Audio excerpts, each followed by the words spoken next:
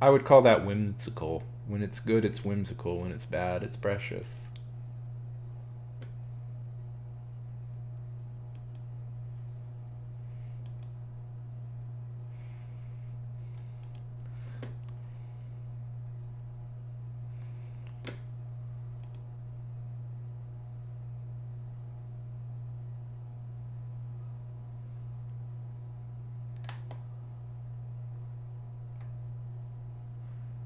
I don't know. There's a few filmmakers that I think do this stuff a lot. What is? Yes, Sean 100% hit that button.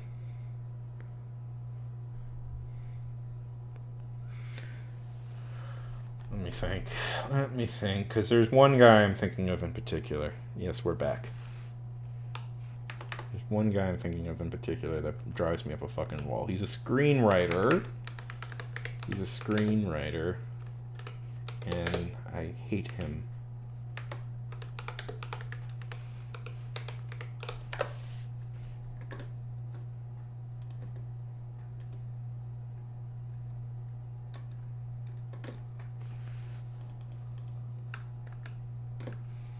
He's a screenwriter and I hate him and I want to hurt him. The only living boy in New York. No, I don't want to hurt him. That's too much to say. There it is. Yeah, the only living boy in New York. From a director, a writer. Okay, so Alan Lamb. There we go. Meet Alan Loeb, who's a hack. A hack screenwriter who somehow sold a ton of terrible screenplays in a really short time.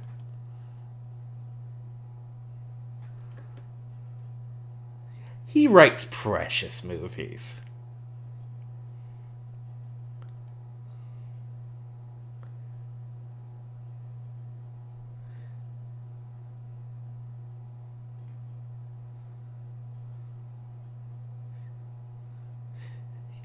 He wrote the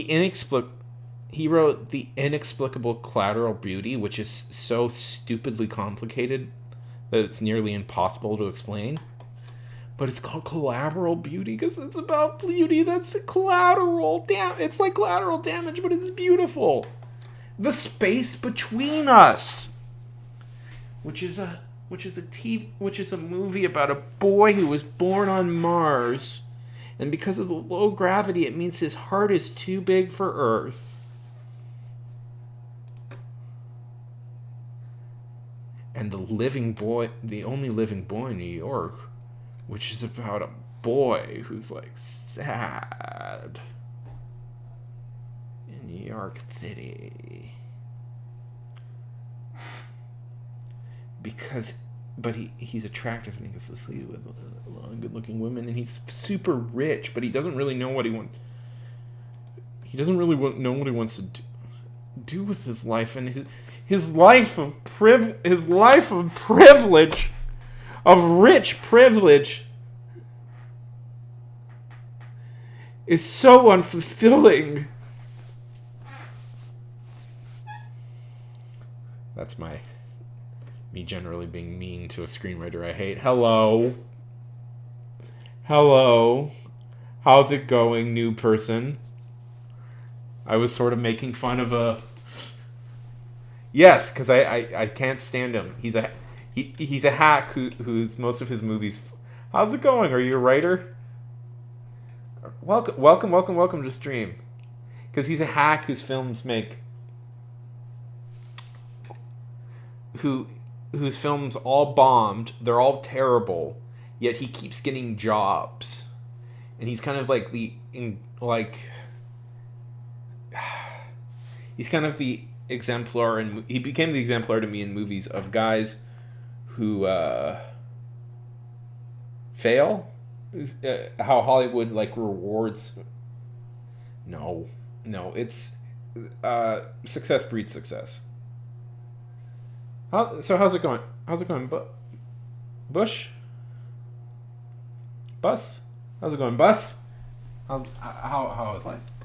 No, he's not sleeping with somebody. This is maybe he's sleeping with somebody, but it's more likely. Hollywood has he's the modern day Joe Estevez, but he's sensitive. So Hollywood has this. Yeah. So in Hollywood, success breeds success. So how this all starts for him is he gets his fucking terrible bullshit screenplay, this screenplay specifically, onto the Blacklist, which is a collection of, and the Blacklist.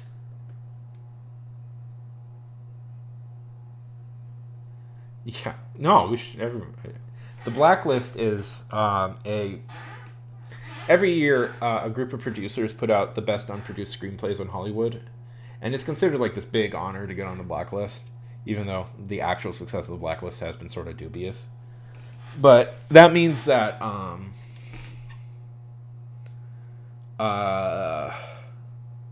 so he got on the Blacklist. So that means if you're a screenwriter and you get onto a Blacklist, that's like a really big deal. So he got onto a Blacklist, and people were like, "Well, he's really good. He got onto the Blacklist, so let's get him a bunch of like screenplays." So because of this, he gets to write a screenplay, and it's a mild success. So they go like, "Oh yeah," so it's just it's hype builds hype for guys, and suddenly so you get all these like losers who get like 5 or 6 picture deals because everybody's so in love with their like voice or something, and like all the movies flop.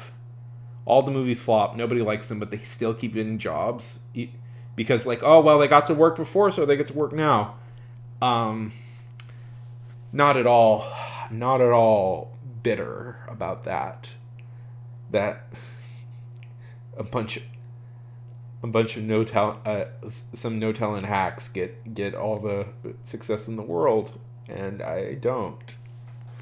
Not bitter about that at all. Bush, how's it going? Yeah. So that's it. I'm calling you out, Alan Loeb. You had a. Although I see he's not getting.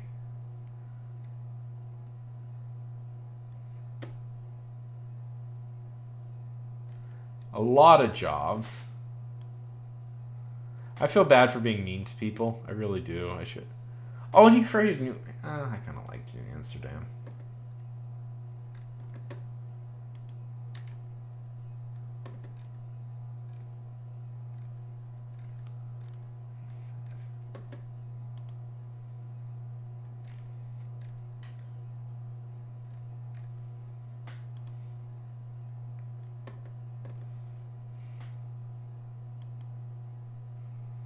Yeah.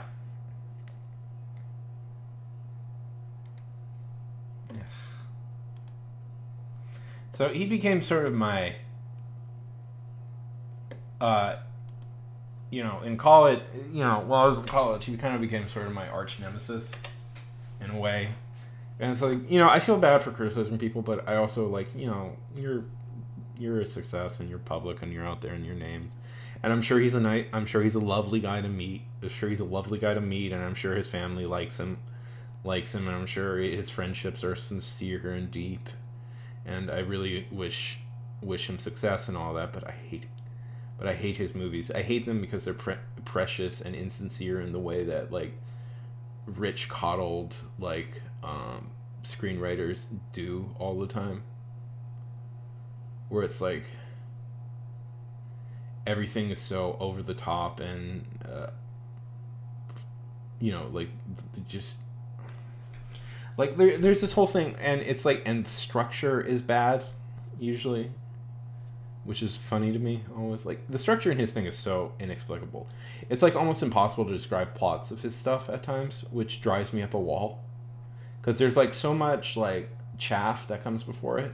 Getting back to the thing, listen, I'm a bittered failed filmmaker, so you know what, successful filmmakers, that's your lot in life, for bittered failed filmmakers to be mad at you all the time. But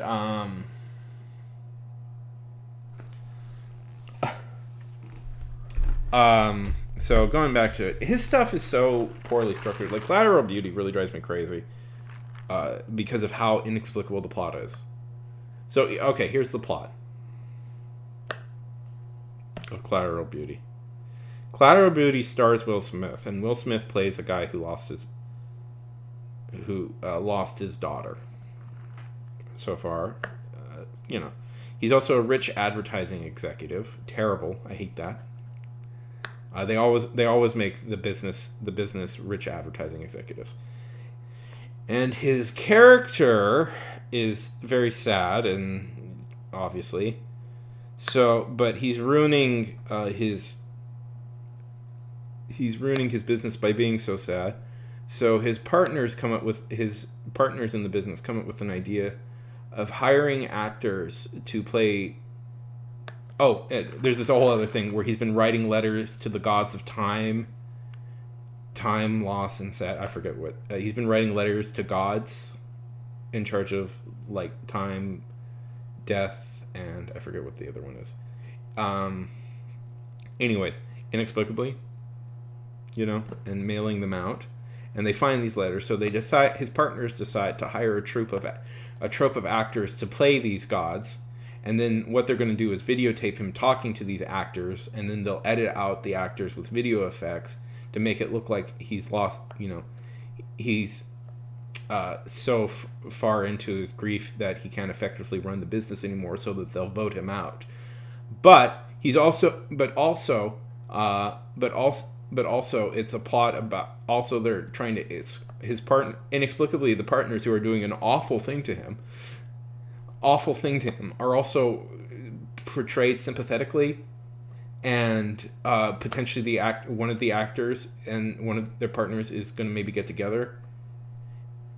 And also he's been going to grief counseling, and we find out that the head of the grief counseling is in fact his ex-wife, who they're pretending to be strangers because they're so far in.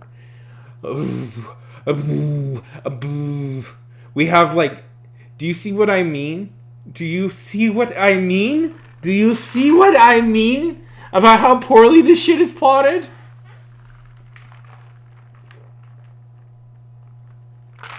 It's like inexplicable. It's like fucking, it's just the most inexplicable nonsense. So, I don't like those types of movies. I don't like types of movies with big inspirational speeches in the middle. I don't think I should be told.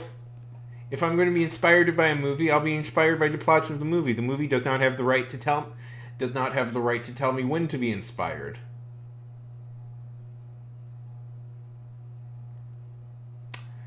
Anyways, now that we've established that and my pettiness and my... I think that's one he wrote. I think that's what he wrote. I'm pretty sure he wrote that. Oh, fuck no! No! No!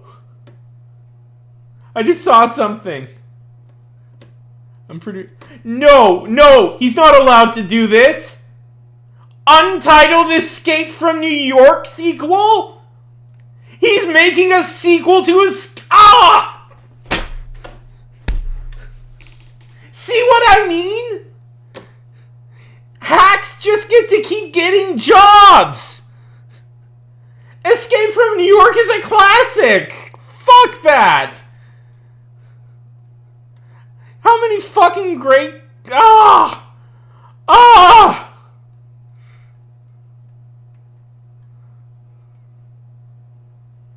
I'm gonna...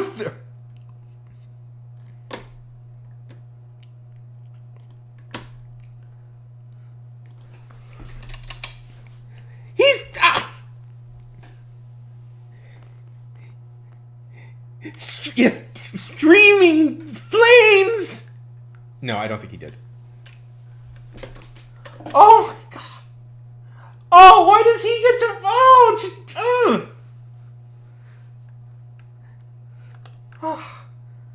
Why do we even need a sequel?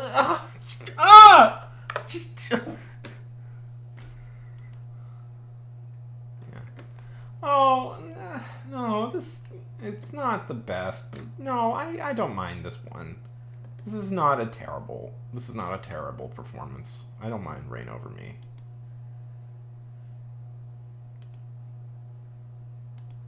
I don't know. It's not great. It's maybe not even particularly. I don't know. No, he didn't write that. That's a guy named Bender. I remember Alan. I don't. Yeah. No, yeah, that's what I remember. I remember it was one of like a rare, decent performance. Adam Sandler trying, which Adam Sandler and Don Cheadle gave good performances in it, and then it's a fairly forgettable movie beyond that. Sorry, that shook me. That shook me to my core. That fucking Alan Loeb gets. Fuck him!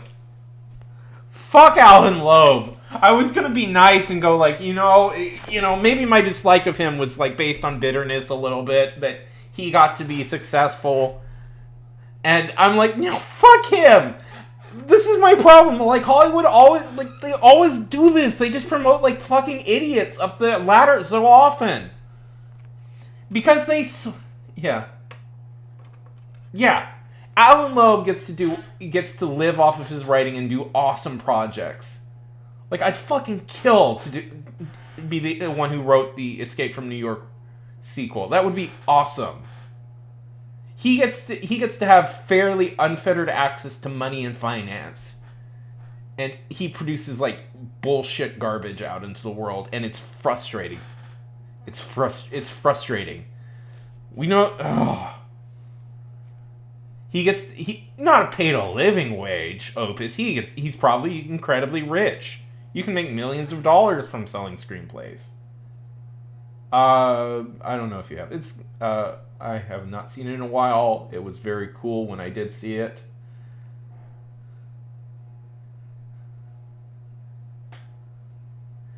It's a very actiony movie sort of thing. Hello, Mr. Toast? Sorry, I just found out my least favorite screenwriter is going to get to write a sequel to Escape from New York, and I'm frustrated. Like I was shocked when I just read that apparently he's the one who gets to write the sequel, and I'm very. Oh. And see, the thing about... How's it going? Welcome to the stream. I'll point out, one of the things about Escape from New York is kind of a parody of action movies, in a way. And I'm pretty sure he'll miss that point. But anyways. How's it going? Welcome to the stream. We're very mad and talking about how just movies really aren't a meritocracy, and it's annoying.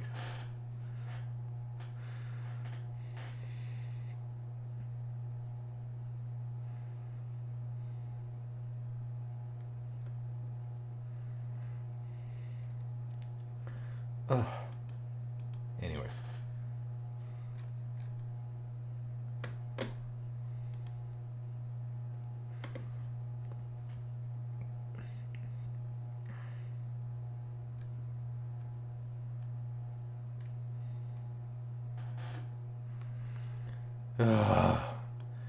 And I was trying to curve this back to talking about story structure, because I think the hope is that we will eventually get to write a so are you a writer? We want to be writers here. The hope is we'll eventually get to writing, and I'm kind of using this stream today as a little bit. My hope was to maybe start brainstorming some ideas on this stream, and maybe getting a little bit of help from the audience. I don't know.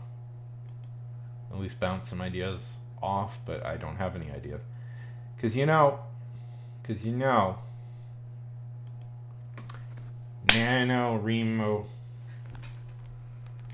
is coming. National Novel Writing Month is coming, and I want to at least try this year. But we have to kind of really think. Yeah. What type of stuff do you write? Yeah. And seemingly success has nothing to do with being a good writer, so like what the fuck matters? No, it's like why do I want to appeal to these people? Oh, right, because they're the ones who have money. That's why I want to appeal to them. That's why I'm like, why the fuck would I want to appeal to these idiots? They clearly have no talent and no skills. And then I'm like, oh, money, right? These are the folks that get money, and that's important. So like, basically, I don't know. What was I saying? Ghostbusters. Start at like. I think that Nano probably would be more success. Nano book, like if we're gonna approach Nano, I think we should. At least for me, yeah, exactly. Good don't keep me fed. Please, Mr. Billionaire, what type of movie do you want? A movie where a billionaire saves the world and gets all the pretty ladies? Can do.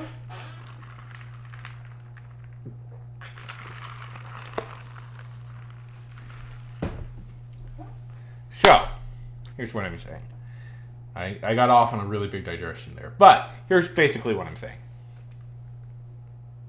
National Novel Writing Month is coming up, and I think it would probably be a good idea to be for National Novel Writing Month to work, we should focus on structure. Like, be very intensely structured. A looser structure can work and has worked wonders for movies and books and TV shows and all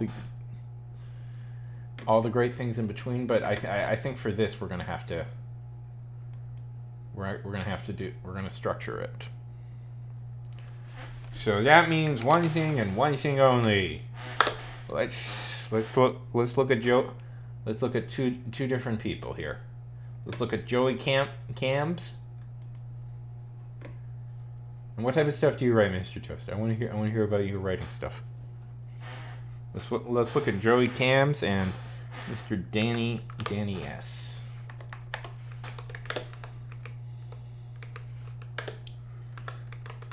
And possibly I'm gonna read Mr. Danny H. I mean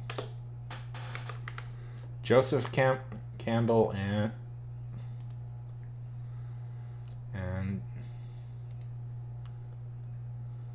Dan Harmon. I'm sure I've brought up the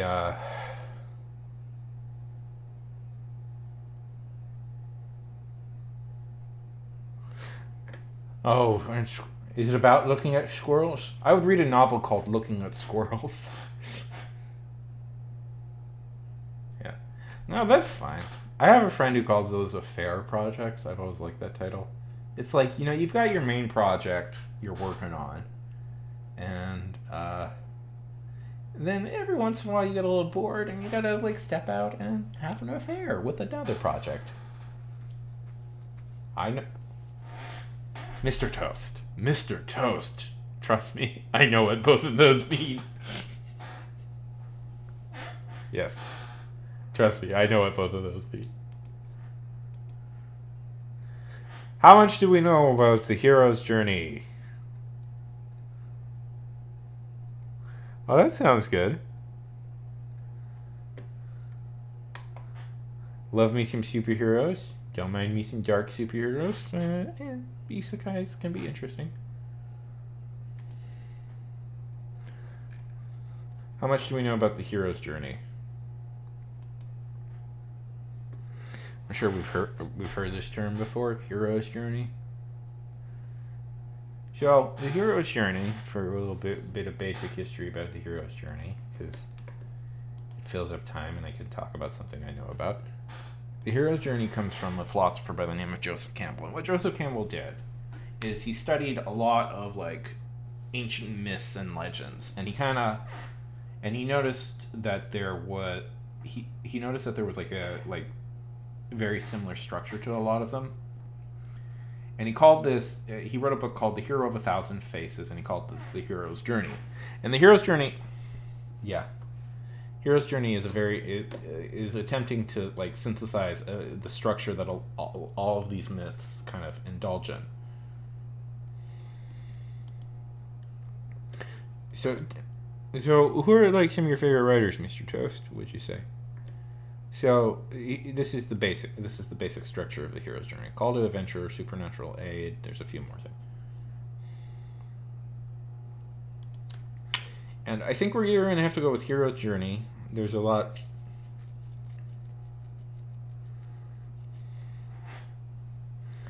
Or there's a more simplified structure that writer Dan Harmon came up with called the Story Circle, which is simplified and a little bit more modern. Nice. And Dan Harmon is a huge. Now, Dan Harmon created 2 shows you've probably heard of: Community and Rick and Morty. I know.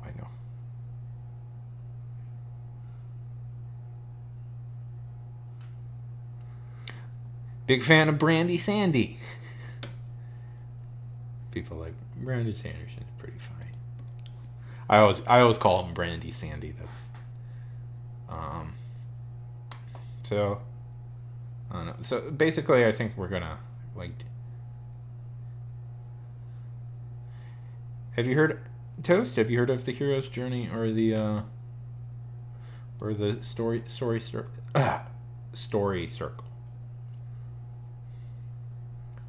The hero begins in the call of adventure. The hero begins in a situation of normality, which some information is received that acts as the call to head off into the unknown. Often, when the call is given, the future hero refuses to heed it. This may be from a sense of duty, obligation, fear, insecurity, sense of inequality, or any range of reasons that work to hold the person in their current circumstances. Supernatural aid. What are some of your favorite animes, mangas, and comics? I'm curious to hear. I'm a pretty big comic reader. Once the hero has committed to the quest, consequently or unconsequentially, their guide and magical helper appears and becomes known. More often than not, the supernatural mentor will present the hero with one or more of the talismans or artifacts that will aid them in their quest. Crossing the first threshold. This is the point where the hero actually crosses into the field of adventure, leaving the known limits of the world and venturing out into the unknown, dangerous realm, where the rules and limits are unknown. Belly of the Whale. The Belly of the Whale represents the final separation of the hero's known world. By entering into this stage, the person shows willingness to undergo a metamorphosis. When first entering the stage, the hero may encounter a minor danger or setback, according to Campbell, or just the Road of Trials, a series of tests the hero must undergo to begin the transformation. Once the hero fails one or more of these tests, which often occur in 3, eventually the hero will overcome these trials and move on to the next step. And, there's a few, like, this one's pretty sexist. It's probably true, but, yeah. But naming it this, I've never liked this kind of naming that Campbell came up with. In this step, the hero faces temptations or physical or plausible in nature. This may be abandoned to lead them, which is not. It does not necessarily. Yeah. So what this means essentially is that the hero will be tempted off the path, off the journey by something. And Campbell of the time was pretty sexist, but then again, probably a lot of myths are pretty sexist. In this step, the hero must confront and be intimidated by whatever holds the ultimate power in their life. In many myths and story, this is the father figure who has life and death power. This is the center point of the journey. All the previous steps have been moving to this place. The ultimate boon. The ultimate boon is the achievement of the goal of the quest. This is what the hero wants on the journey. All previous steps serve to prepare and purify the hero of the steps, since in many myths, the boon is something transcendent. Return. Having found bliss and enlightenment in the other world, the hero may not want to return to the ordinary world.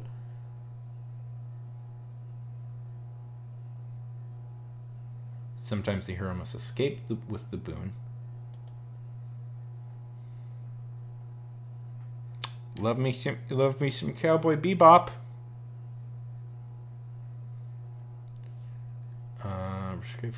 Anyways. There's a few other ones. People tend to skip these.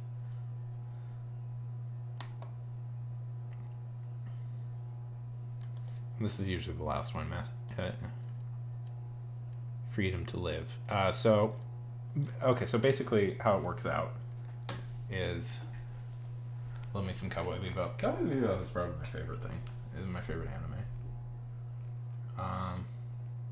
Trigger is good too. Yeah. So basically, the hero's journey. Here we go. Uh, and then so Dan Harmon, who's a TV writer, kind of simplified a lot of these ideas, and this is sort of what people start to do now more than kind of do what he does, which is a character is in a zone of comfort, but they want something. They enter an unfamiliar situation, adapt to it, get what they wanted, pay a heavy price for it. They return to the familiar situation, having changed. He does 8 steps. Campbell has like 17 steps. Also, Campbell was like a philosopher, and he was more interested.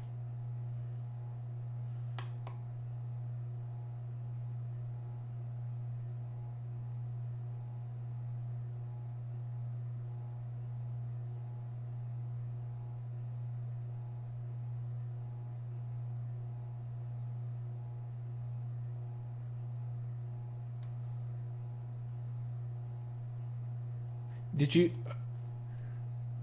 So, like, the question is basically,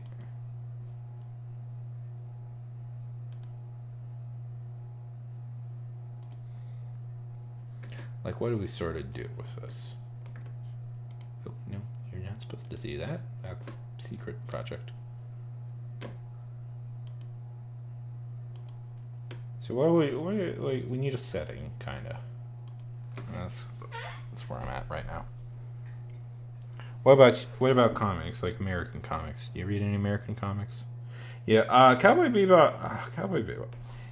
I love Cowboy Bebop so much. I still listen to that soundtrack all the time. I'm tempted. I've been tempted more than once to get it on vinyl, but I don't know. I don't know how good an idea that would be. I have a record player. It's just I'm trying to avoid spending money because I'm trying to save up for something. Uh.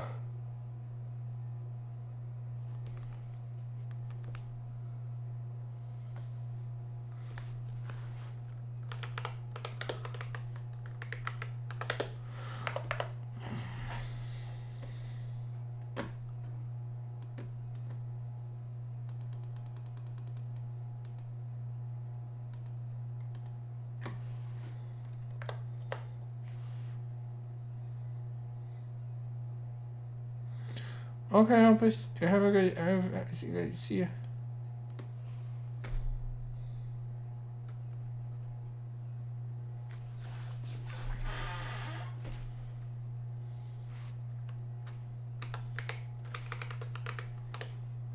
Sorry. Thinking more about settings.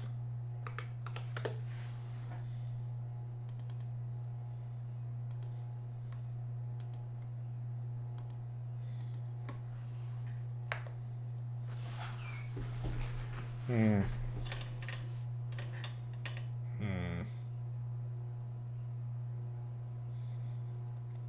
Will Ferrell fighting in a karate tournament. What about Will Ferrell?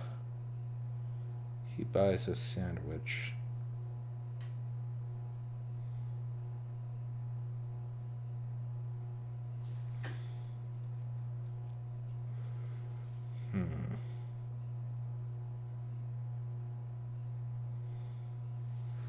I do like the idea of like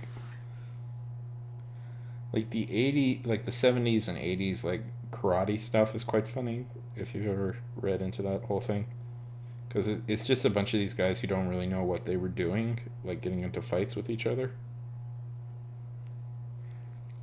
Like Count Dante is hilarious. Frank, oh, Frank Dukes, that guy. So Frank Dukes, if you people don't know, Frank Dukes is supposedly the real guy behind this movie Bloodsport, and for a lot of time, Frank Dukes has claimed that that was a real thing that happened to him. That he entered an underground fighting tournament called a Kumite, and beat like 100 guys. Frank Dukes also has claimed that he was a Marine. He was a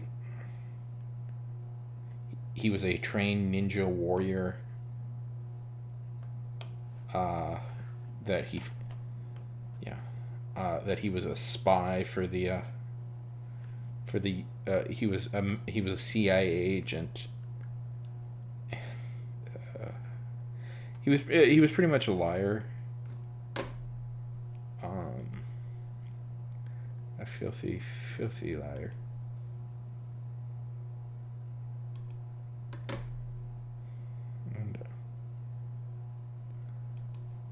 And that's always been funny to me, but probably not.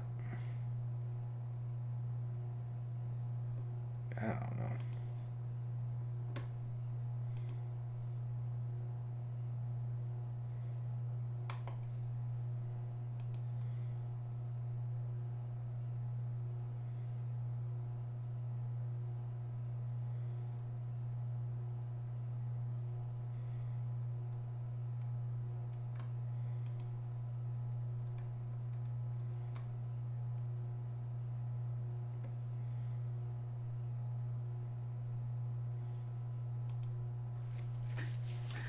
But beyond that, I don't know. Like, I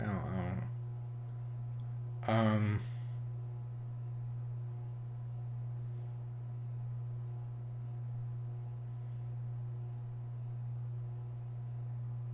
Feel free to talk, everybody. I'm just kind of vamping until somebody talks. Mr. Toast.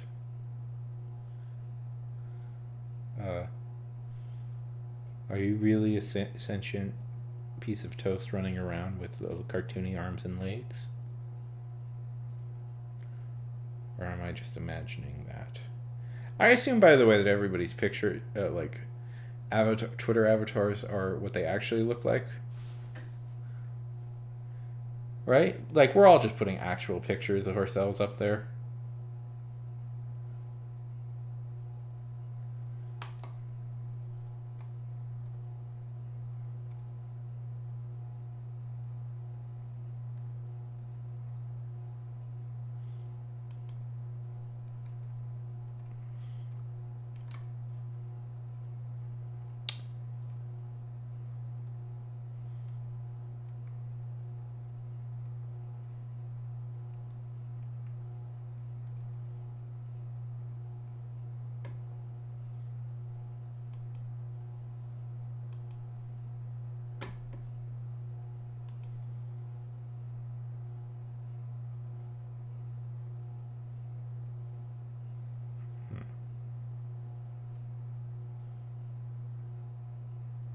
How dare you?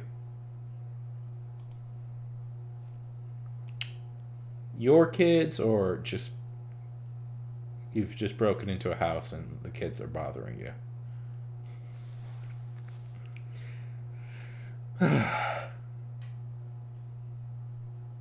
Yes, Cowboy Bebop is quite good. I'm just thinking out loud here.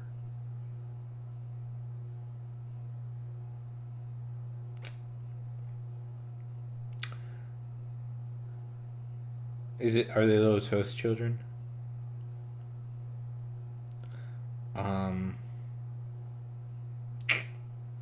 Probably not going to come up with an idea like this. Usually I come up with ideas by how do you come up with ideas, Toast? I know that's a terrible question for a creative. To ask a creative, no. I want to come up with my own. I just don't have anything at the moment. Do you know what National Novel Writing Month is?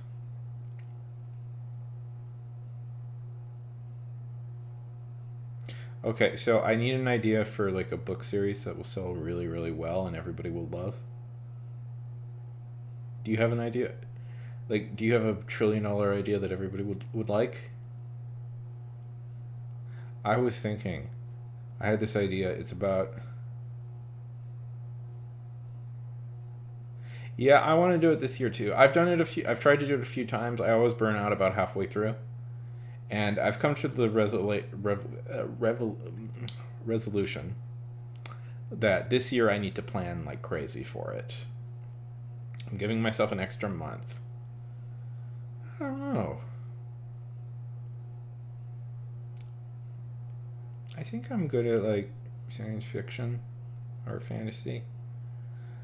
That's a hard question. I write a lot of humor pieces, which is not something anybody cares about, and it's writing humor, like saying that you write humor pieces is like the worst thing you can say, because it's like, well, then you have to have the added extra pressure of coming up with a funny idea, and I don't want to do that. It's easier to be funny incidentally, not deliberately. At least I think so.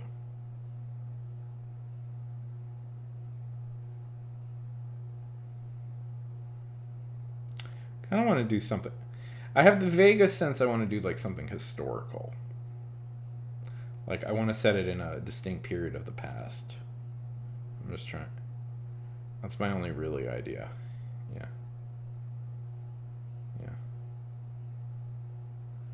Yeah. Dresden is good.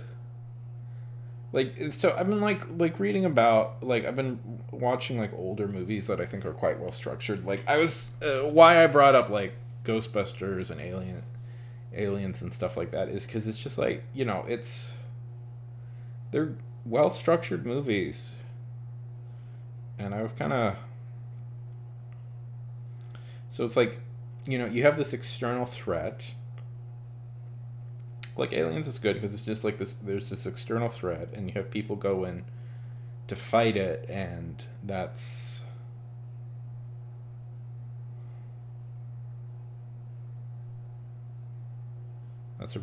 an easy way to that's an easy story beat to solve. Why don't I just rip off Aliens? I did have a little bit of a thought like that.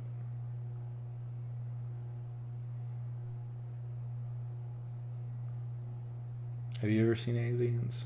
It's a good movie.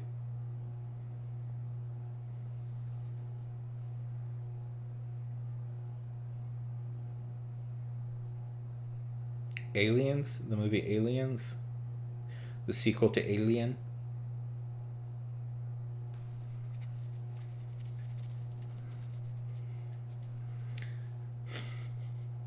How dare you? No. Hmm.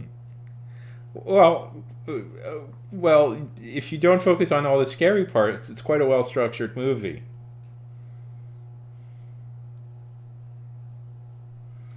And a really good basic structure. Like, you have this group of people. They get it sent into a hostile situation with a bunch of monsters, and they have to fight their way out of it. It's pretty simple, but it's a decent enough idea. That could work.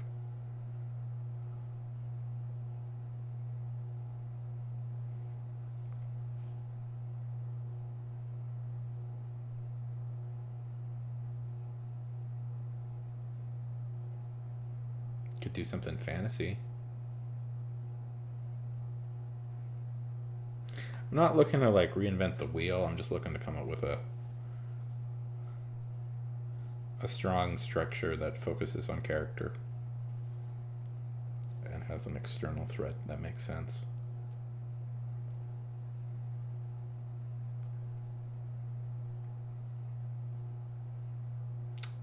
Yeah, I don't. It doesn't necessarily need to be. I mean, I'm already doing research. It doesn't have to necessarily be historical. I just had a vague idea it would be fun to do historical. Like, what if Aliens but set in the Old West? That'd be fun. That would be fun. Yeah. That's just the Halo games. That's just Halo. Yeah. That would be cool. Actually, that would be kind of cool. Space Vikings.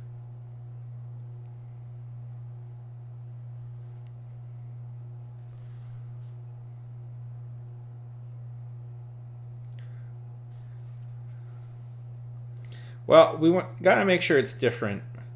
I was starting to think like maybe fantasy aliens would be a good idea in some way. Yes. They need to be quirk out of the quirk. Yeah. Eh.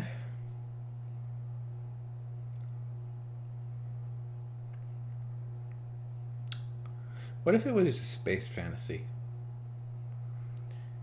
Toast, are you a player of the Dungeons and Dragons?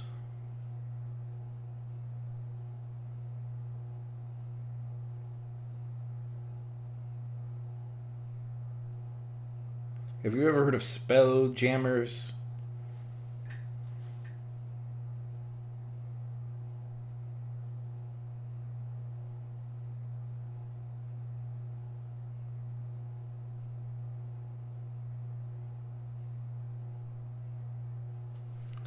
Maybe something like that. Spelljammers, but aliens? That might be fun. Let's see. Do you know? Are you aware of the website TV Tropes?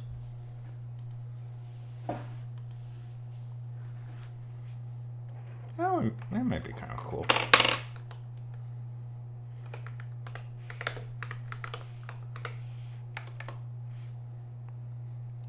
TV Tropes?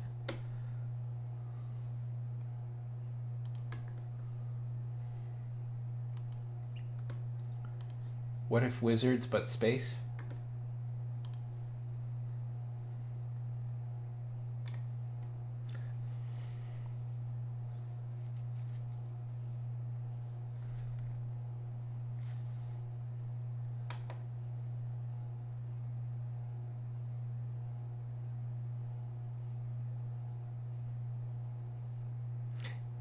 Yes, that's a good explanation. We're not trying to be original here, my bud. Yes, we're not trying to be original here, but yes, Treasure Planet, which coincidentally was a film that young Sean quite liked. So that's always, yeah. Well, we're not trying to be. We're trying to get the goal. I think for NaNoWriMo should be strong character, strong plot, easy to follow story. You know, so we should have strong characters, good interactions, like strong characterization and strong like detail, but generally simple to follow story. Because I don't think it'll work any other way, at least for me. Like I think if you add too many complications into an, at least for me, this is how I think.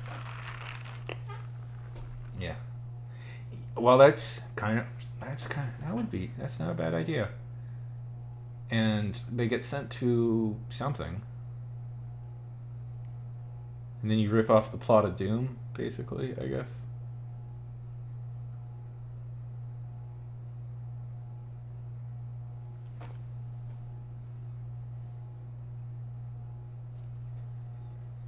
There has to be some originality to it, but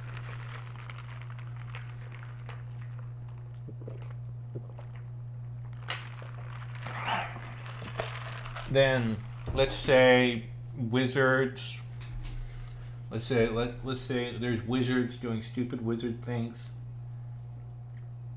and they've opened up a like a portal to hell or something, you know, or a portal to the netherworld, and it falls to our quirky group of space adventurers to close it back up. It's pretty. It's not a terrible plot.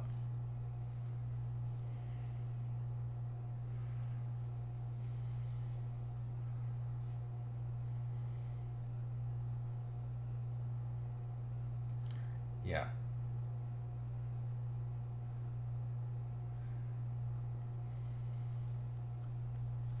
So now we're just doing Borderlands. But yes, that would. I mean, it's a simple. Yes. But yeah, I mean, but that's kind of what I'm going for though. Is I don't want anything like super complicated plot wise. I want something that, yeah, yeah. No, fuck it, man. Stealing is noble and honorable in writing circles. It's just how you just got to hide your theft. It's just how to hide it that is all that matters.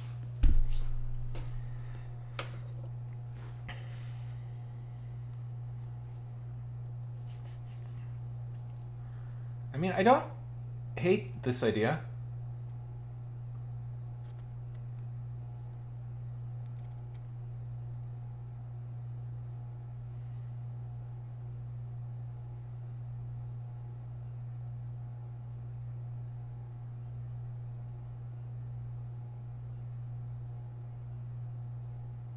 Yeah, exactly. Like one idea, yeah. One idea I did have was that I would basically I could try and play through a D&D campaign by myself and then just write the story of that. Yeah.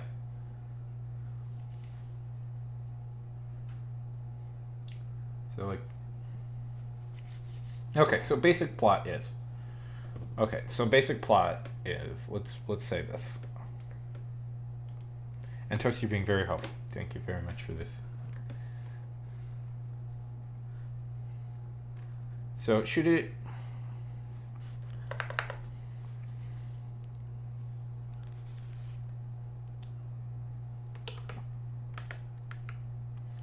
okay. Let's see, plot strip.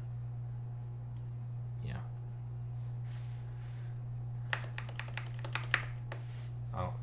I'm going to give you a follow as thanks for letting me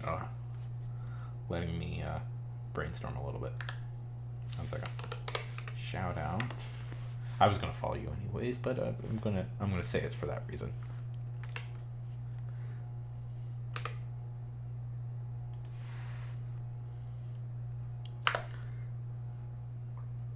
Boop.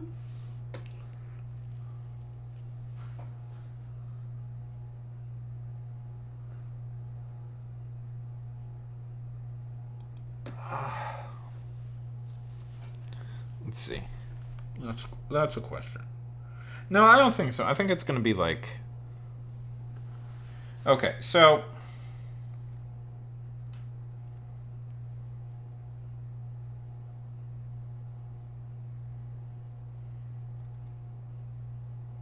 yeah. Okay, so let's see. Basic plot is this. We have a group of space adventurers.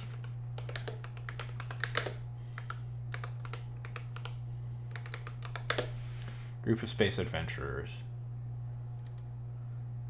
I'm gonna flesh this out later, but let's do this. We open with them in the middle of a job.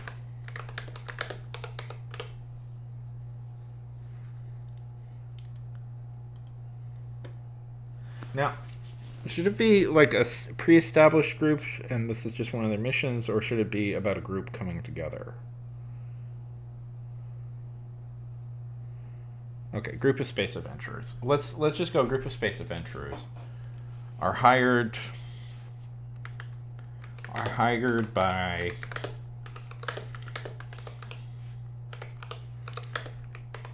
yeah, you're probably right. Are hired by a company to go. But we do need at least one character that's not part of the group. That's usually are hired by a company to go to dead planet and get a MacGuffin.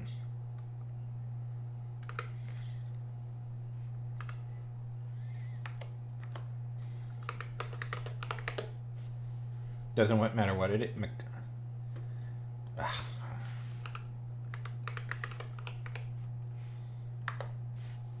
do you spell MacGuffin? Yeah. Yeah. Thank you.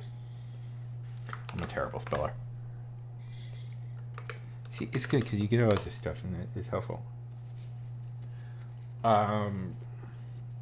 Okay. Group of space adventurers hired by a company to get a MacGuffin.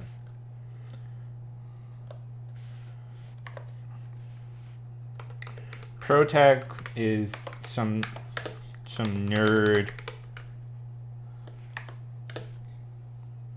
Yeah, I do have the free extension from Grammarly. See, right here. I'm just such a bad speller. It's activated. Wait, why is it not enabled? It's been enabled for all this time. Ugh. Whatever. I use it all the time. Ugh. Weird. I don't know why it's off. Why the fuck is it on? I don't want to.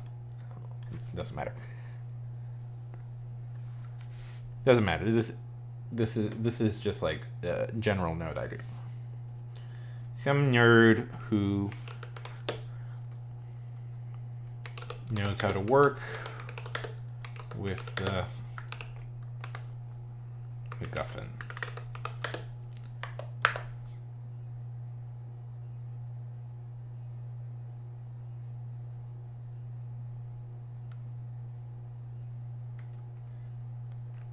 I'll deal with it later. I don't care right now. I'm getting ideas down. That's all that matters right now. It's not like it matters if anybody can read this about me. But okay, protect. Okay.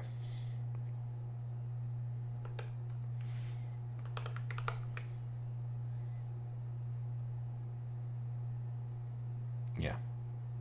Exactly. Planet is a monster planet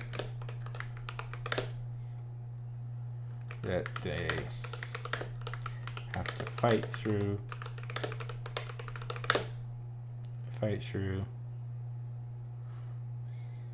Yeah. Well, I think it should be like whoever the nerd is, Protect nerd is like he's somebody who's like an expert at whatever that particular thing is. Like he knows how to work it and how to protect it. So it's like you have these like guys who are like, like good at fighting, and then you have the nerd who can actually like operate whatever the thing is. And it's their job to make sure that it's returned safely.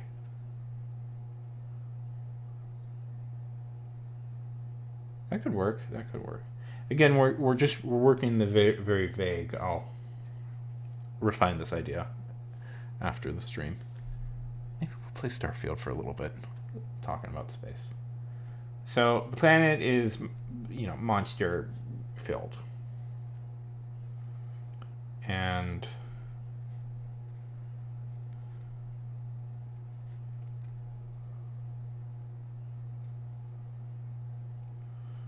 planet is monster filled, and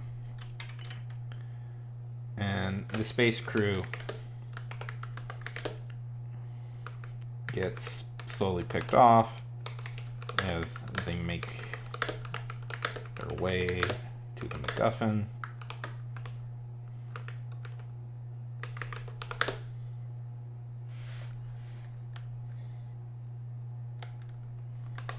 And I'm kind of thinking I might try and make this like a private D&D campaign and just kind of see where I go with it. I think that might be fun.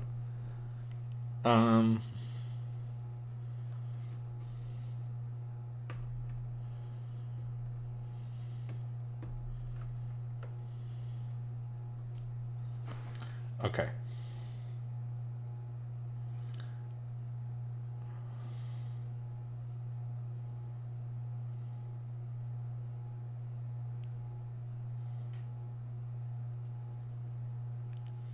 This really is just kind of a ripoff of it. That's fine. I'll add more into it later. Okay.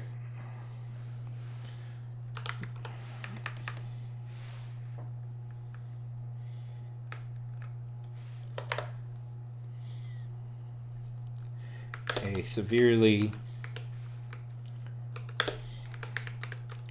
reduced crew I'm kind of picturing like, so like the planet is whatever the planet is. So like there's only like really one safe place to land, and that means that they're gonna have to kind of fight through a, like, let's say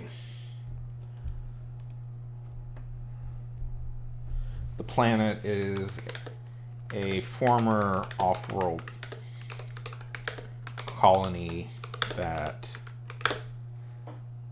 like a former like major city off-world colony that went silent.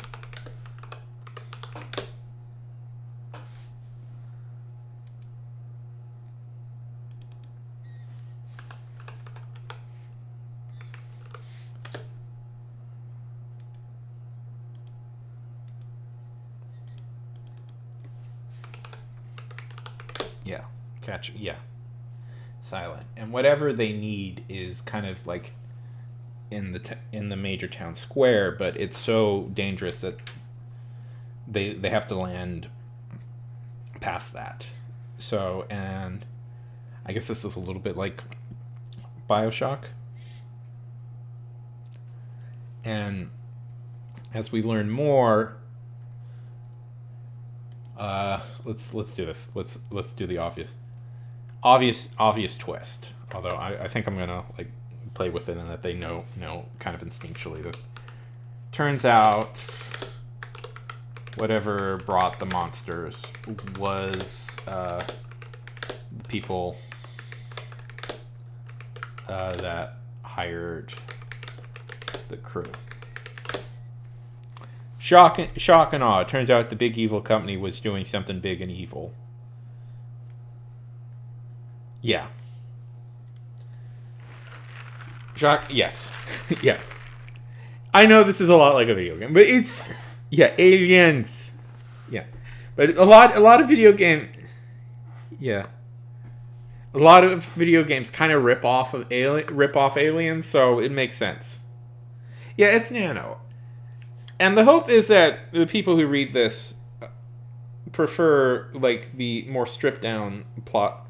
I'll make it. I think I'm gonna do like a whole thing where it's like maybe there'll be like a little bit where it's like, oh, he's 100% betraying us. Yes, he's 100% betraying us. Like or something like, I don't have it, like it's like, but this is like, it's 100% his fault. We can tell it's 100% his fault, but it's we're gonna do it anyways. Something around those ideas.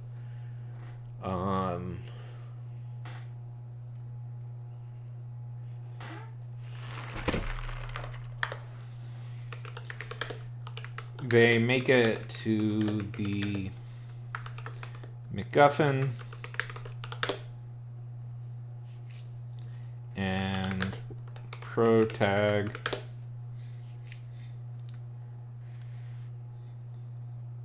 we'll give it.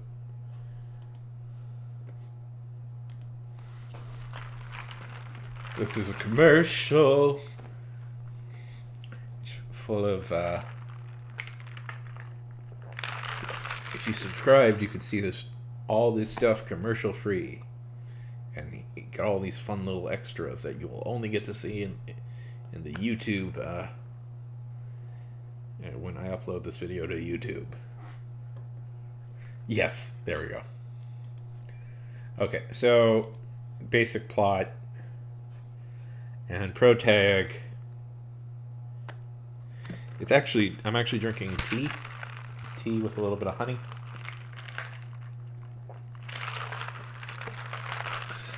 That's a big twist. I'm having iced tea with honey.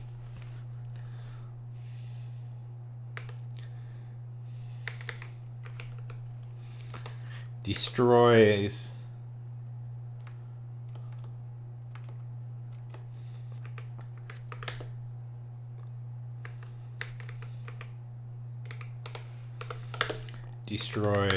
the MacGuffin.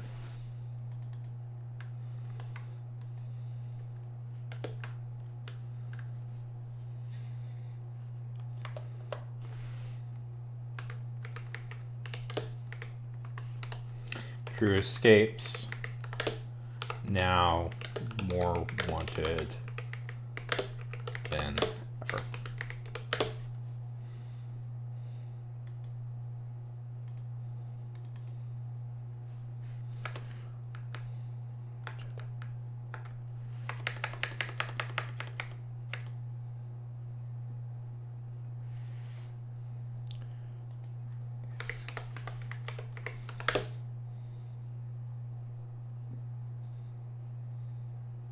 Yeah, something along the lines of that.